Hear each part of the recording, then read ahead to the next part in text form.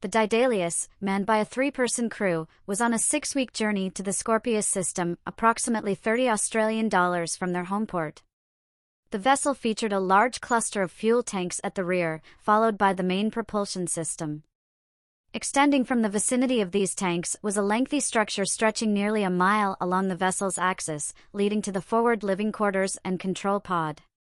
Freight was transported in large pods attached to this structure.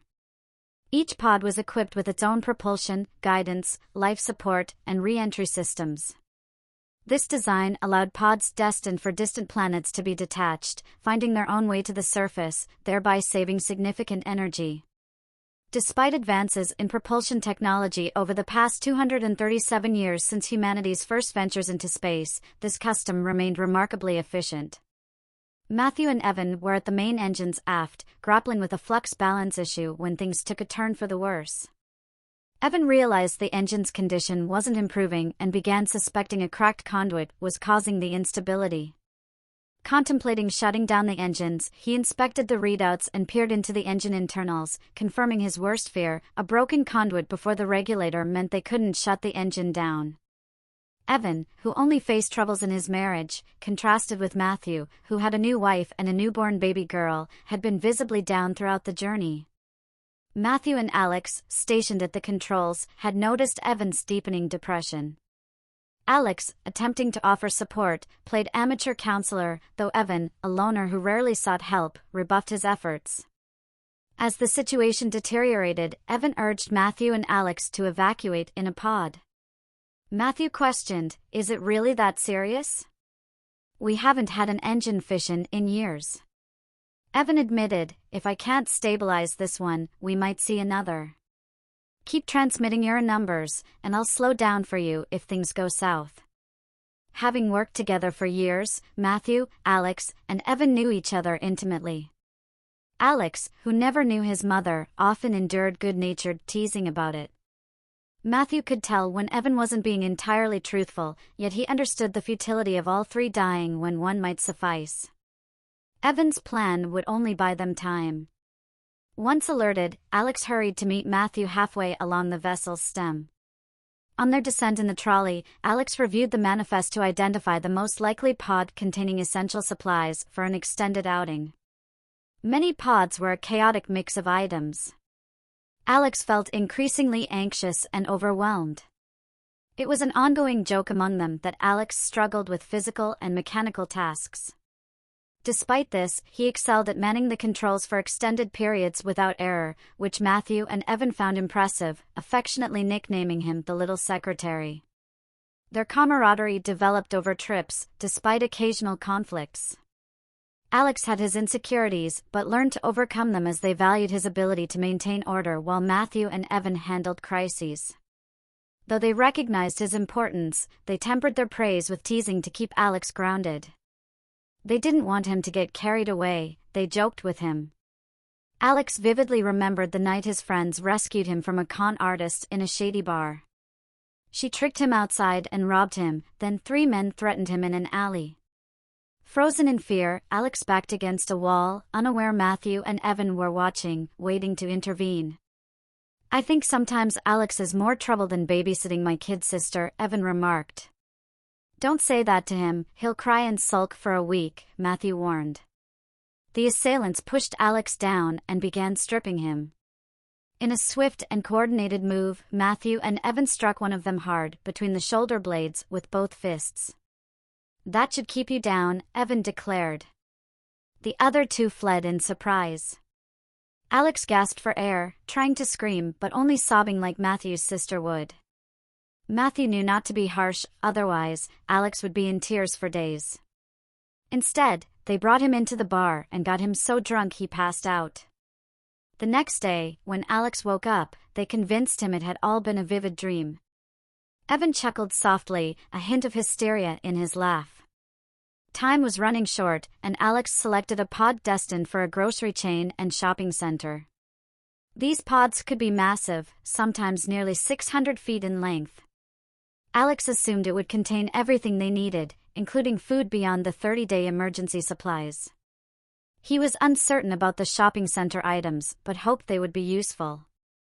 As Alex prepared the pod to operate independently, he heard Evan's final words, "Okay guys, you need to leave right now. I might hold this for another 30 seconds. Matthew, knowing Alex was 4 minutes away, hurriedly tried to accelerate the trolley. He accidentally shorted out the SCR drive, causing the trolley to lurch forward at an alarming speed, nearly throwing Matthew off the rear cargo bed. He scrambled back into the control seat just as he spotted Alex waving at him.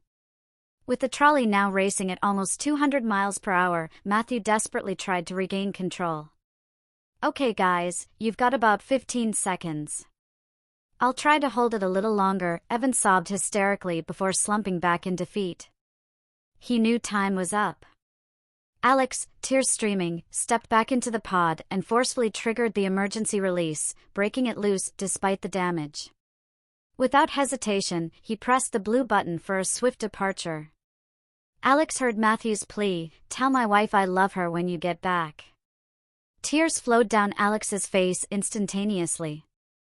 "I will, Matthew."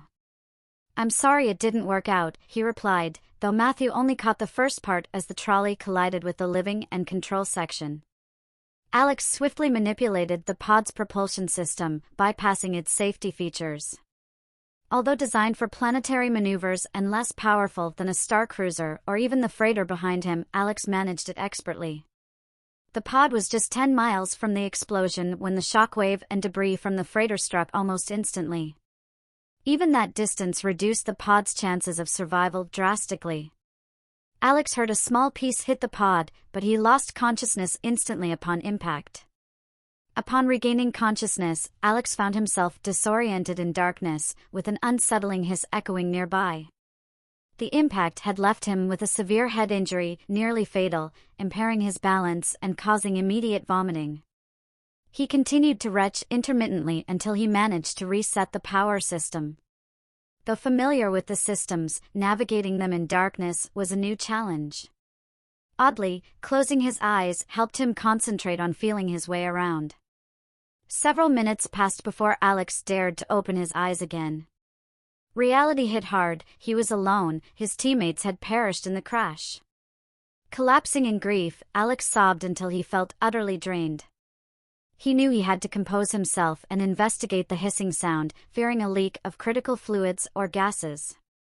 Despite tears clouding his vision, Alex burst into laughter when he discovered the source, a toy airplane propeller spinning from a crate of toys shattered in the violent crash. Painfully rising to his feet, he returned to the now chaotic control panel, assessing the extensive damage to the propulsion and navigation systems. Overwhelmed by headache and nausea, Alex stumbled to the emergency med station, taking what he believed necessary before an overwhelming urge to lie down overcame him. Alex had no sense of how long he slept, but upon waking, he felt ravenous and urgently needed to use the bathroom. His relief at finishing was only slightly marred by the mess he cleaned up. His stomach felt like a black hole, driving him to the emergency food supply. He devoured imitation granola bars and what passed for orange juice, gulping down a 12-ounce drink in one go due to dehydration. Wolfing down 2 granola bars quickly proved a mistake, as nausea threatened to undo his meager meal. He began exploring the controls again, assessing what could be repaired. Alex managed to get the propulsion system operational, but the servo unit responsible for engine maneuverability was beyond repair. Operating the engines without proper steering was akin to converting an 18th-century cannon into a spaceship. Faced with this dilemma, he sighed and muttered to himself, "I'll figure something out later." Dizziness persisted, and his headache lingered irritably, prompting frequent breaks to lie down. This routine continued for nearly a week until he woke feeling sufficiently rested to resume work. Alex found solace in the fact that the gravity systems remained functional, a testament to their robust design across each floor section. After wandering for a bit, he peered out a small viewport. Stars streaked past as the pod tumbled through space. He contemplated repairing the attitude jets and worried about the remaining charge duration. It took him nearly 2 days to extract information from the navigation system, and the data was disheartening. The pod was drifting towards an uncharted area of space filled with dark matter. Realizing he lacked sufficient reaction mass to alter course with the maneuvering system, Alex concluded that using the main engines without a control system was too risky. This realization cast a bleak shadow over his day, though he maintained his shipboard routine. In the following days, Alex began inventorying the pod's contents. Unconcerned with perceptions, he focused on survival. With only about 3 weeks of emergency food left, he needed to plan beyond that. He first searched for items intended for the grocery chain. The refrigerator yielded plenty of juices and enough meat to sustain him for a while if supplemented with other provisions. Then, in a massive locker, he discovered a trove of packaged artichoke hearts. Despite thorough searching, it seemed that was all the locker contained. He discovered a substantial supply of hardware intended for a store and began pondering if he could use it to repair the main engine servo. Immersed in searching through the remaining contents, he meticulously documented his findings, hoping to uncover more food. Towards the end of his search, he stumbled upon stock meant for a clothing store, mostly consisting of children's and women's apparel. Nearly a month passed as the pod drifted through space, eventually crossing into the region of dark matter. It was uncharted territory, and while Alex felt a tinge of exploration, he harbored no desire to be an explorer. The routine persisted for another month until one morning, Alex woke feeling mildly nauseous with a crawling sensation under his skin. Initially attributing it to a possible flu, he conducted routine checks on the instruments and found no abnormal radiation. However, he realized he was passing through an exceptionally strong magnetic field, causing his discomfort. With no way to avoid it, Alex pressed on. Alex believed he had located the necessary materials to fix the servo and possibly some of the navigation equipment. He threw himself into the repairs with vigor, neglecting food and sleep, attributing his fatigue and weakness to overwork. Losing track of days, his sole focus became escaping. All the meat had been consumed, leaving him with a surplus of canned artichoke hearts. Unbeknownst to him, the artichokes were mitigating some of the magnetic field's effects, albeit at an unforeseen cost. Signs of change began to manifest. His shoes felt loose, his feet appeared smaller, and at lunch one day, he felt embarrassed by the mess in the dining area. Alex resolved to clean up before anything else, noticing his unkempt nails and pondering why he kept his hair so short for all these years. Eventually, Alex managed to get the navigation system partially functional and conducted a brief burn with the main engines. With these critical tasks completed, he turned his attention to personal grooming and clothing. He couldn't fathom why he had been wearing worn-out blue coveralls all this time. One morning, after a comforting shower, Alex noticed a significant growth in his chest over the past months. Surprisingly, he felt no distress, everything felt natural.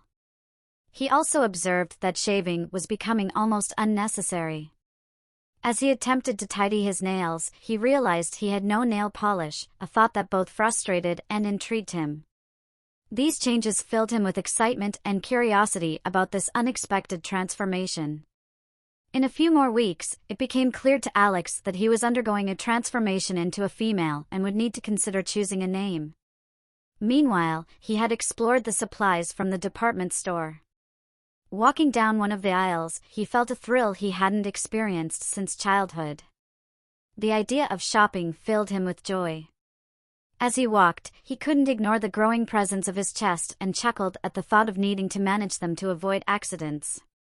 To his surprise, the sound that escaped was a melodic laugh of a woman's, marking the first time he had laughed so genuinely in months. Alex laughed so hard that he accidentally wet himself, realizing he had given up standing to urinate weeks ago. Changes were becoming apparent every day. One morning, he woke feeling queasy, and upon getting up, he experienced a sharp pain in his groin that brought him to the floor. While there was some blood, without cramps, he assumed it was just the beginning of changes, not menstruation. He found himself surprisingly accepting of these changes, feeling that they were right for him. He wondered if his retina print would change and how he would identify himself without it. He doubted anyone would believe him. Realizing he was quickly leaving behind his male identity, Alex began thinking of tasks he wouldn't be able to do once the transition was complete. That night, it was his final thought before drifting off to sleep. The next morning, Andrea, formerly Alex, reviewed the pod's velocity through the dark matter and concluded it wasn't too fast. With a few weeks of reverse thrust, he could potentially change course and attempt to return the way he came. Plotting manually took all morning, and he eventually started the main engines. While it wasn't urgent to leave the dark matter immediately, it was necessary. Throughout this time, he had worried about forgetting how to pilot the ship once the transition was complete. He waited until the propulsions rumbled, steadied into a steady throb before moving on to his next tasks. The end of Alex's journey was near. Andrea sat on the bed in her short pajamas, confident in her decision. As she settled down to sleep, she woke feeling refreshed and somewhat amused, reflecting on her worries from the night before. She had been concerned about making the right decision, but in reality, there was no other choice. She was growing tired of artichokes, though. Her shopping expedition proved highly successful. She found a wonderful assortment of women's clothing, including petites in various sizes. Having two sisters turned out to be beneficial, not so much for learning about dressing but for glimpses into their rooms and activities, which served as a guide on how she should present herself. Andrea recognized these as the latest fashions back at base, but with uncertain destinations ahead, she pondered what would be appropriate attire in unknown places. Lately, she had developed a fascination with fashion from the 19th and 20th centuries. Andrea couldn't say if they got it right, but she adored the corsets and expansive sheer skirts. She even found one with a poodle sewn onto it. She wondered how Ethan managed to dance the twist in a corset. She noticed depilatory jelly for her legs, though she had no hair anywhere except her head and a neat bush between her legs. In recent months, she had let her hair grow out, revealing a beautiful ash blonde shade nearly reaching her shoulders. She was thrilled with it, eager to find a secluded world where she could settle down and live an ordinary life. Andrea calculated that in another 3 months, the pod should exit the dark matter, leaving her uncertain of her future destination.